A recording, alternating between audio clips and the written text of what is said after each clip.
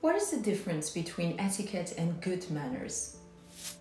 Etiquette is a set of written rules. You have dining etiquette, you have wedding etiquette, the netiquette, etc., etc.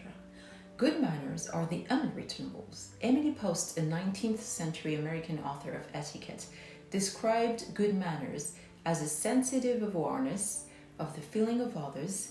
If you have that awareness, you have good manners, no matter which fork you use. To put it simply, etiquette is the book and good manners the knowledge. If etiquette and good manners were to be summed up to only one rule, it would be the golden rule, which I invite you to write down immediately on a piece of paper that you will put in evidence on your desk, your fridge, or any other place where you are sure to see it every day. Treat others as you would like to be treated, and it's reversed. Don't do to others what you wouldn't want to be done to you. This is the basic principle, and we will see later that in certain situations, it is possible not to apply rules of etiquette because of that principle.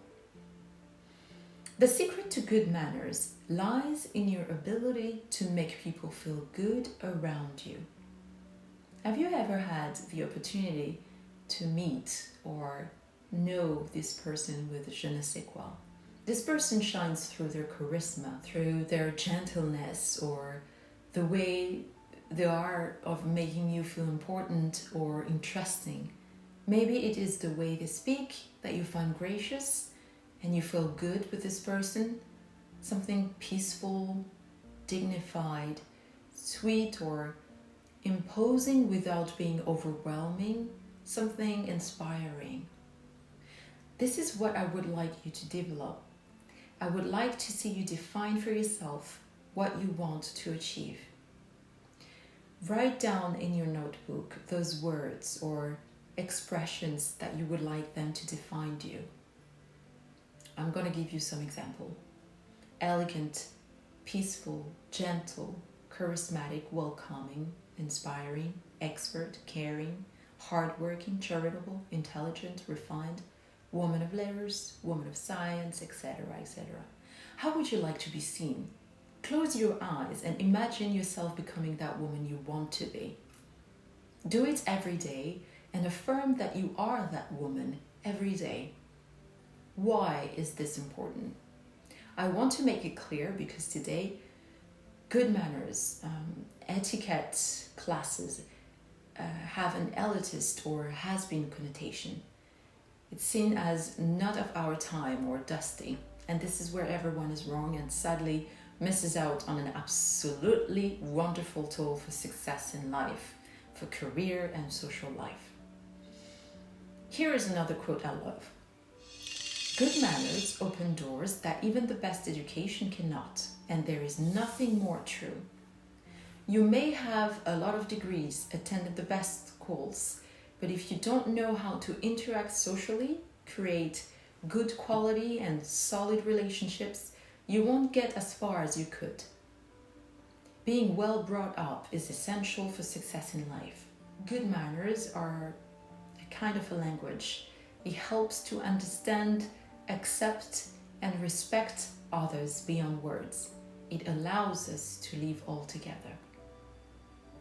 Before we start with learning the rules of etiquette, here is a bit of history. Etiquette is developed by King Louis XIV. For the context, he became king at the age of 5, his mother having the role of regent with Cardinal Mazarin. Both ruled while waiting for him to be old enough, so he grew up seeing his family members praying around the crown, seeking to usurp it, so he didn't trust anyone. You are going to tell me what has to do with etiquette. Well, it developed a whole bunch of extremely strict court rules. For example, in his presence, no one sits. Only duchesses were allowed to sit. These rules kept the nobles too busy getting it right to gain favors from the king, and it made him not easy to reach. There was a distance created by these rules. so they did not have the time to plot against him. The etiquette was there to clearly distinguish the nobility from the bourgeoisie. They needed to make the difference between the two. It was also to create this splendor of the French court, but above all, it was a powerful political tool. And to me, that's genius. I'm not telling you to learn etiquette to keep your subjects away from you. I just want you to understand that it is not a superficial thing. On the contrary, it is powerful. It can be source of great things in life, in your life. It may very well be a real stepping stone, and therefore it should not be neglected.